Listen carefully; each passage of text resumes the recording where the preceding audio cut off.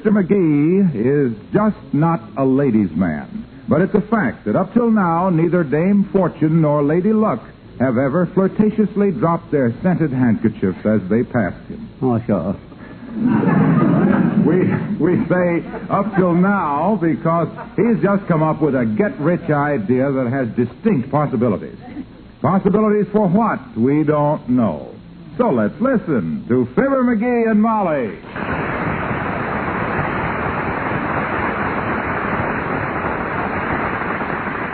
And I'll freely admit, kiddo, that in the past I've had a lot of ideas that didn't pan out, but this one is really a pip. You promise to keep it confidential? Certainly, dearie. Compared to me, a clam is a master of ceremonies. You know what my mother always used to say? What? She used to say nobody ever got caught in a shut trap. Well, you just bear that in mind, Tootsie. So when people come up to the window of your purple chauffeur-driven limousine with the leopard upholstery and ask you how I made all my dough, you just play coy. Pretend you don't know. Pretend, he says. Boy, oh boy, I got a project here that'll have Snarlin' Ed McDonald at the Third National Bank gnashing his teeth. Why, we'll be so rich. Look, kiddo, do you know how fine paper is made? Yes, out of cloth. Right. But did anybody ever think of reversing the process and making fine cloth out of paper? Cloth out of paper. Heavenly days. How on earth? You see, Snooky, nobody's ever done it simply because nobody ever thought of it before. But how do you know it can be done? My gosh, nobody knows whether anything can be done before they try it. What if Wilbur and Orville Wright had just sat down and said, "What do we know about electricity?" Let somebody else invent the telegraph.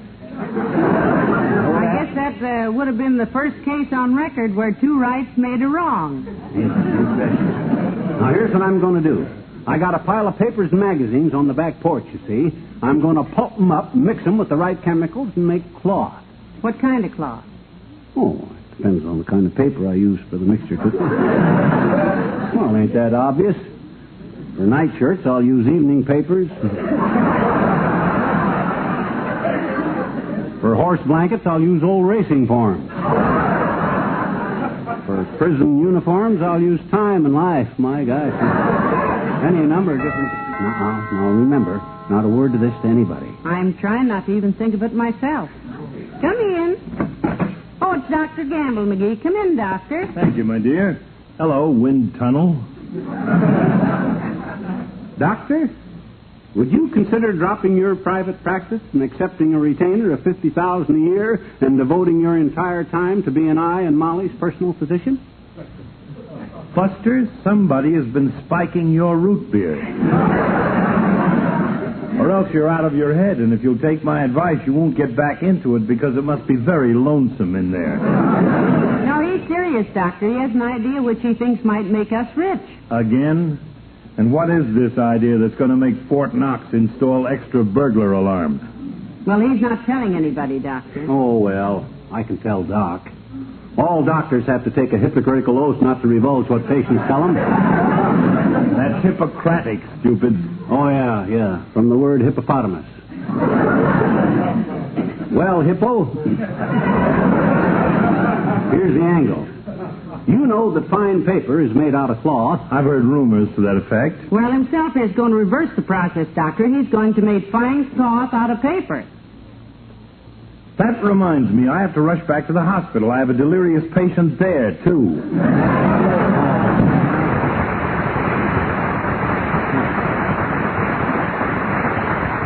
Oh, so I'm a delirious, am I? Well, you see old Doc's face when he has to start treating me for being seasick on my private yacht. Oh, dear. Well, I'm going to work, kiddo. Can I use your big wash boiler? Oh, pray do. May I ask what for? I'm going to boil a batch of paper. The process calls for boiling and pulping the paper in a strong solution of sulfate to bust up the fibers, you see. So, hey, we got any sulfate? I don't know. What is sulfate? I don't know. Some kind of chemical. I'll have Kramer's drugstore send some over. 100 pounds ought to be enough. Start, or maybe 100 gallons if it's a liquid. Maybe if I... Dad it, how can I get any work from my new idea if everybody keeps clanging at the door? Clang, clang, clang. Well, I don't know, lover, but the more interruptions there are before you start boiling unknown chemicals in my kitchen, the better I'll like it. Clang, clang, clang. Oh, it's Ole, the janitor from the Elks Club. Hi, Ole. Hello, Ole. Well, hello, missus. Hello, McGee. I was come by to tell you. You was appointed to chairman of Halloween Party Committee. Oh. I was? You hear that, Molly? Yeah. I'm appointed to the Elks Club Halloween Party Committee. Chairman, too? Huh? I guess they know how much time you spend sitting down, McGee. That ought to be fun, McGee. Yeah, but I ain't going to have time to work on the committee. I'm going to be busy making cloth. Guess you're doing what? It's a secret, Ole. Oh, not from Ole. Ole's very discreet. Hey, Ole? Well, as janitor of the Elks Club, I got to learn to keep secrets. Now, maybe some members don't want his wife to know that he lost $3.50 last Thursday night playing cribbage with Doc Gamble. Hey, McGee. Well, I'm glad you're not the talky kind, Ole. Thanks, missus. It's a good thing I don't gossip. Last week I was investigated by FBM. My God. You mean the FBI? No, FBM, Fuller Brochman. He wants to know why my missus accepts so many free samples and don't buy no brochures. But my wife, she don't gossip either, so he was just donating his time.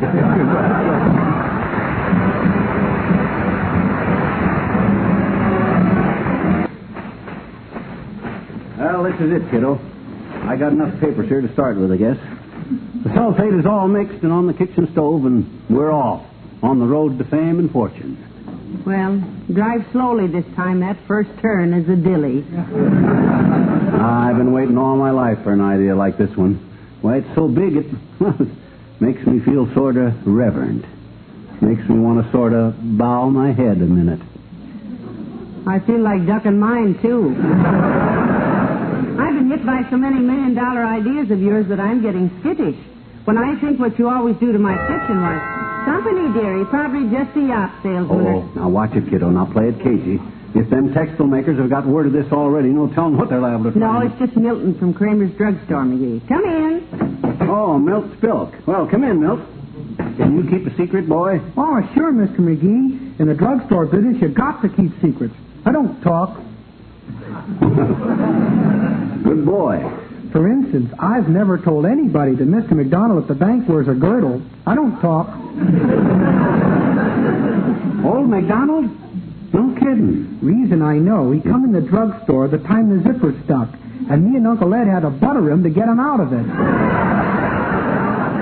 We only charged him for the butter, of course. That's kind of gilding the lily, a guy as tight as he is wearing a girdle.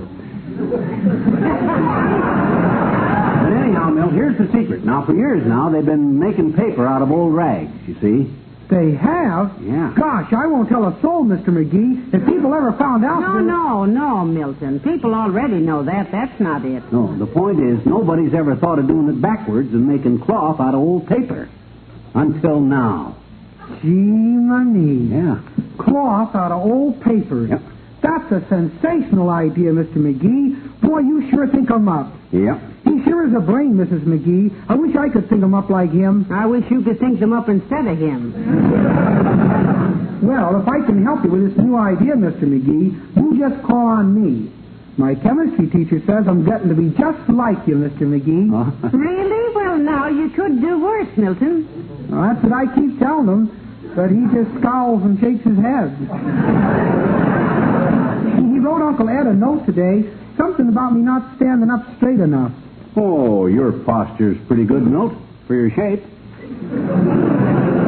I got the note here. It says, Mr. Kramer, if Milton doesn't watch himself, he'll grow up to be as stooped as Mr. McGee. Stooped? Yeah, it says right here. S-T-U-P-I-D. Uh-oh, I better go. Goodbye now.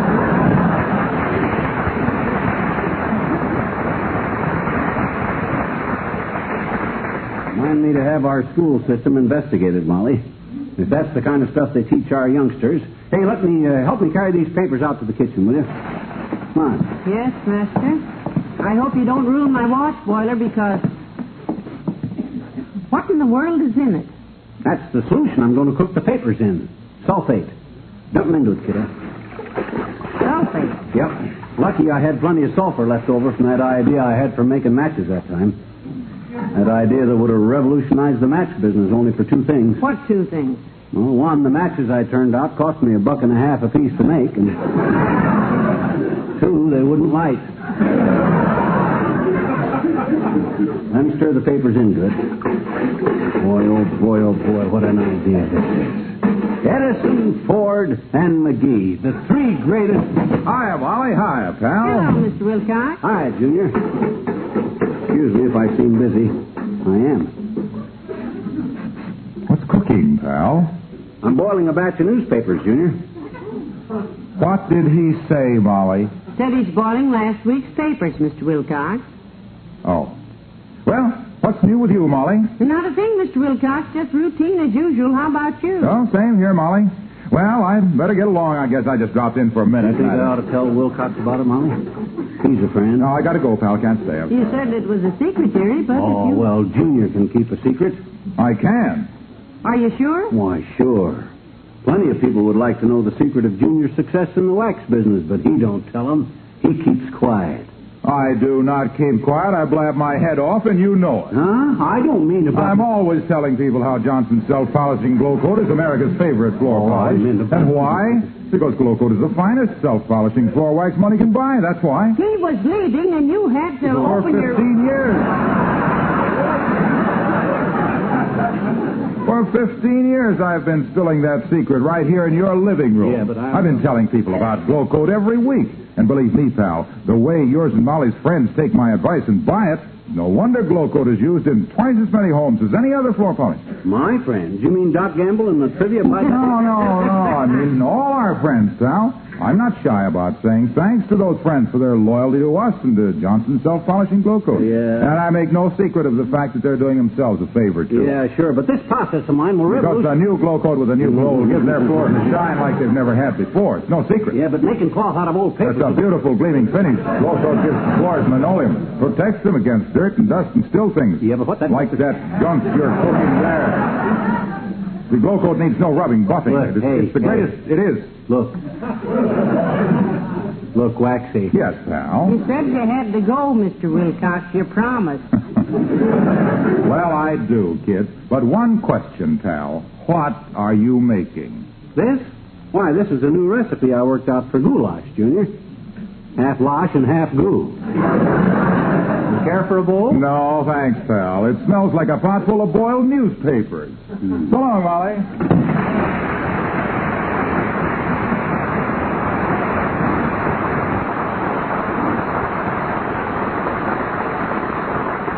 One of the nicer things about getting rich off of this idea of mine is the thought of letting Wilcox talk to the servants after this.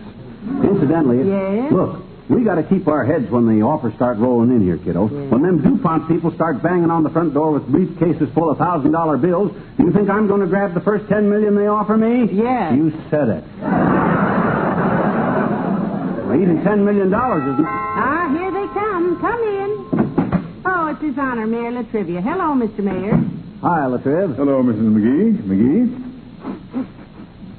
Is your house on fire, McGee? No, I'm working on a secret process, Latrivia. Secret, he said. Oh, it's quite a big secret, Mr. Mayor. He's got everybody in town helping him keep it. Tell the mayor, McGee. Okay, promise you won't repeat it, Latriv. On your honor, Your Honor. I'll go farther than that. I promise not to even listen if you Oh, no, you can listen. Listen. Everybody knows they make paper out of old cloth, you see. But what if a guy told you that he had a process for making cloth out of old paper? What would you think? I think his name was McGee. Fibber McGee. Yeah, you're so right. Yep. Well, that's all I can tell you now, boy. Now, what's new with you? Well, the biggest news I have, McGee, is that I won the City Hall golf tournament yesterday. Surprised everybody. Good for you, Mr. Mayor. Yes, I really brought home the bacon. Seems like an odd prize for a golf tournament, Latriv. Was that what you won? Was what I won? The bacon you brought home from the tournament. Yeah. If you brought home the bacon... No, Yes.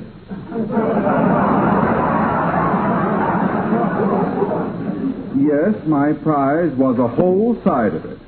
sugar-cured Southern bacon. Huh? That's why I dropped in, to ask you both over for breakfast tomorrow morning. Good day.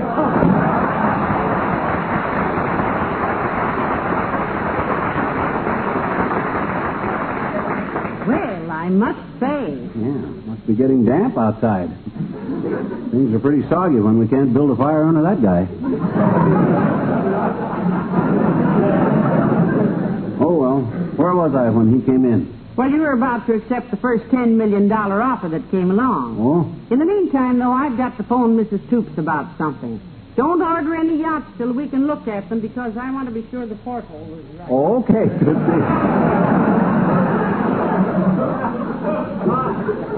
Ah, there goes a good kid.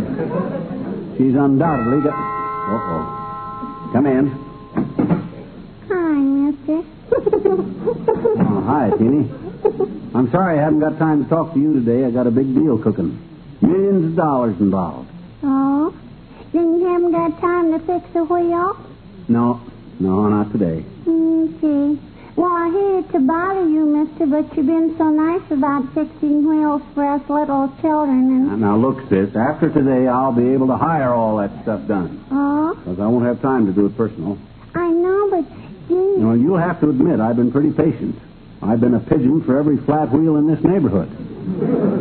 I fixed the wheels on your tricycle, and I fixed the wheel on your roller skates and on your coaster wagon. Yes, I know, mister, but I that was when I was just sort of a man of leisure, Teeny.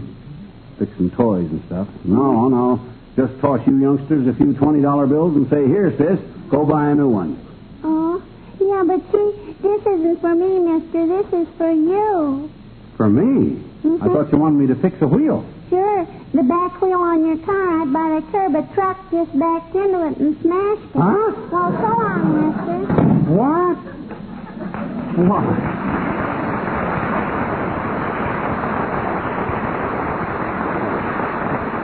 Why, my car. Why, so what? I'll buy a new one. In solid gold. I'll be so rich I'll have... McGee, about that mess you were boiling on my kitchen stove. Don't worry about it, kiddo. It's working. I took it down to the basement for the next phase of the operation, though. It's in process. I know, in process of making the basement unlivable. Well, I'll admit it did smell up the kitchen a little, but you can't make an omelet without busting a few eggs, you know. Yeah, but that stuff... Boy, when I think of the money we'll get out of this thing, by George, I'll make old Doc Gamble eat them words. What words? He says I'm so tight I hum in a high wind.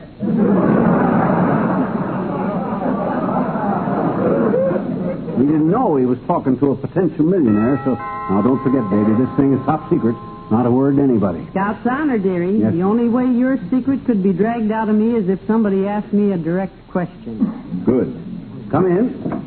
Oh, for goodness sakes, Mr. Oldtimer. Oh, hi, old-timer. Nice to see you again. Before we move... Hi, Johnny. Hi, daughter. Hi. Move. You moving, kids? Well, if we are, it's news to me, Mr. Oldtimer. Where are we moving to, McGee, if it's not a secret? And if it is, I've got one for you, too. We're not going. Well, I thought this was a pretty modest home for one of the world's wealthiest inventors.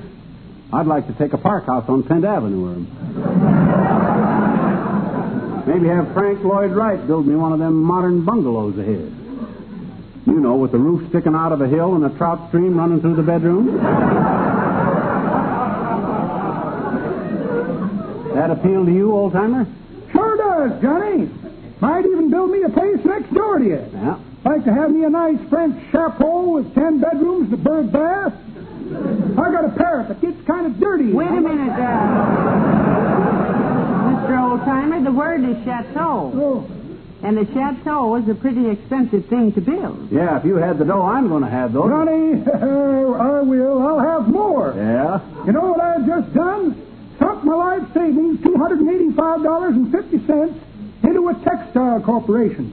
Makes the finest textiles in the world, and the dividends... Old-timer, look, I got bad news for you. I just invented a process for making cloth out of paper. In 60 days, your textile outfit will be obsolete. I'm sorry, old man, but business is business, you know. You invented Well, Johnny, thanks for telling me. That changes my whole plan. Well, excuse me now. I got to run down and see my broker. Oh, you don't have to sell your stock in such a hurry because... Sell? Daughter, sell! I'm buying. Huh? I'll hack my tandem bicycle, my stereopticon, and Bessie's imitation turquoise Indian bracelet. What? I've seen Johnny's inventions before. He's invented a way to make cloth out of paper. The British Bride America is a company that makes cloth out of cloth.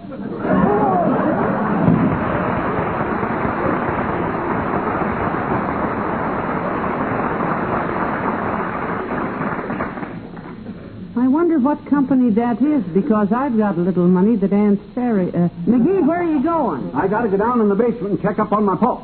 It might be ready to iron out into cloth. I'll be right back, kiddo. Don't go away. All right, dearie. Ah, there goes a good kid.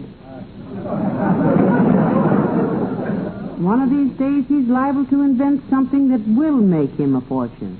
But don't go to town for a town car yet, Mrs. McGee, because you never know what he's... Hey, Molly, I done it. It worked. I done it. I made cloth out of paper. Hand me the phone. I got to call Washington and get it patented. Quick, hand me the telephone. Here, McGee, but what did I threw the paper, pulp, and sulfate into the washing machine and mixed it for 2 hours. And look, cloth I got. Yeah, but McGee, now... Hello, operator. Give me Washington, D.C., the patent office. Then I want to talk to Truman. Oh, this thing is going to change our entire economy. Oh, boy, cloth out of paper. But, McGee, the washing machine... So everybody thought I couldn't do it, huh? Look at this, baby. Is this cloth or ain't it? You see? It tears. Yeah, but, McGee, I... Yeah, I not only made cloth out of paper, but my cloth has already got buttons on it. Ah, baby, we're really home with this one. Look. Look at that. McGee, stop tearing up Mr. Toops' shirt. Huh? I took your stuff out and put it back in the boiler. Mrs. Toops wanted to use our washing machine. You took out my stuff? You mean these are Mrs. Toops' laundry? Yes. Wait a minute. Hello? Patent office? You got any patents registered for a device that'll kick a guy in his own pants? Well, don't go away. I'll be working on one.